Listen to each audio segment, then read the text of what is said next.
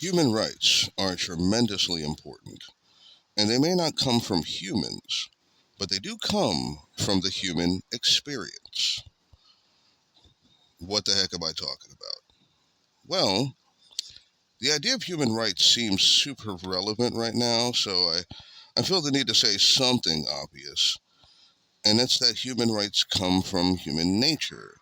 And it's really silly to dispute that because we can't control nature. You know, when I think about the way human rights are portrayed in the media, it seems to me that the argument for human rights isn't really about whether or not human rights are for humans. It seems the argument is they're only for certain types of humans. That can be troubling for the obvious reasons. Look, I've already done a video about hate and prejudice, and really that's just the tip of the iceberg when it comes to ignoring human rights for all people. But with the relevancy that's going on with it and what's about to happen to our government as of this video's recording, I just want to point out that human rights should always be relevant to us, and we should always be paying attention to what happens to it. You know, there may be a long tail on this kite, but I want to bring up something very interesting, at least in my eyes. In the 1912 election, this is 212 years ago, there were four men running on major party tickets. There was the incumbent Republican President William Howard Taft. There was Theodore Roosevelt, the Bull Moose, which his party was nicknamed that. The Democrat Woodrow Wilson, and Socialist Party Eugene Debs. I know that's a dirty word, but remember this is over 100 years ago. And it's worth pointing out, though, that in modern day political discourse, all those four guys are somewhere between crazy liberal policies and actual communist policies. And the motivation around that time period is that the American citizens were going to fall victim or prey to corporate meddling, and that there needed to be someone to fight against it. And the most logical choice was the federal government. And so the federal government's design was to protect citizens' rights from corporate greed and interests. And you look and you fast forward 112 years later, and you see that we're on the we're on the path to do the opposite. But it seems that human rights were extremely important to us in an era marked by progression at the beginning of the previous century. This is what I'm talking about with human rights. When we talk about the LGBTQ community, all those people are still people. When we talk about immigrants, immigrants are human beings. And everybody is afforded a certain kind of human rights. And most human rights are related to the human experience. Everybody needs certain things in order to survive, and those things transcend cultural or political markers.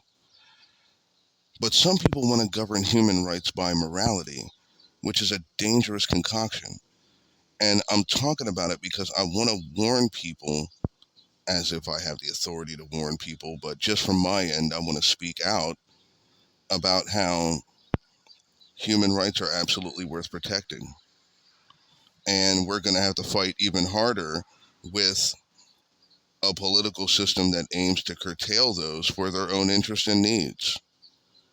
It is very important to keep in mind that they are willing to sacrifice the rights you and I have in order for them to find more success or more wealth. And we all agree that that's a bad thing to do. And I mean, this is aside from the idea of a culture being based on popular support or our politicians being upheld by their constituents. It seems pretty against the grain to look at constituents and say, I don't care about your rights, but I want your vote. But shockingly enough, in the most recent election cycle, that actually played out directly, and it had the most disturbing response. And I guess that's the reason I'm doing this. Not to get into too many details, but I am part of a minority group.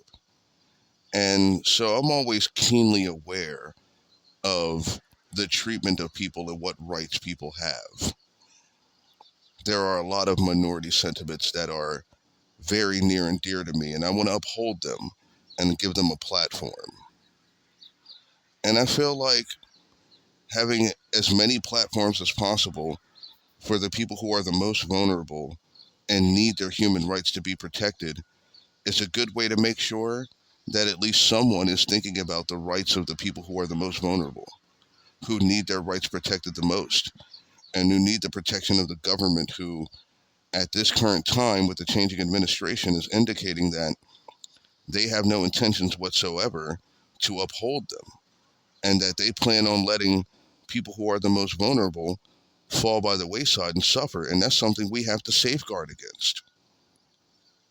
Look, when it comes down to it, all I know about human rights is that human rights are for all humans, and that trying to segment humans apart from each other and what rights they do have is just a surefire way to sow chaos and dissension.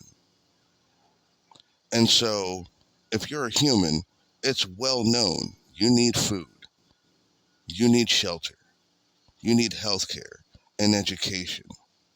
You need these things in order to make yourself a viable citizen. And though there may be people at the top who only value certain aspects of who you are, just remember that this republic is built on the value you have as a whole, not just as an individual person with all the multitudes you contain, but the populace at large, the aggregate. They want to ignore us and take away our rights. And this is a perfect time for us to tell them that that's the one thing you will never be able to take away, no matter how hard you try. And you definitely shouldn't try for the good of our country. Now, typically I end with comments like that, but I wanted to say something. Someone told me a little while ago that they were interested in seeing my show and or hearing about it anyway. And I realized at that point that I didn't have a title, which is really just kind of embarrassing. I guess I got too involved in explaining my opinions that I decided not to frame it. So from here on out, we're going to call this the show Speaking Out. And I will speak out about various subjects. And it seems pretty simple and rudimentary, but I want the show to be simple. And so from now on, with every subject I have, we are going to be speaking out about it. And I want to encourage other people to speak out back to me. I want to hear your opinions and I want to hear how you feel, especially now about human rights. So feel free to respond, like and subscribe. I hope you love me speaking out, and I'd love to hear you speak out. And we should speak out about more than just human rights.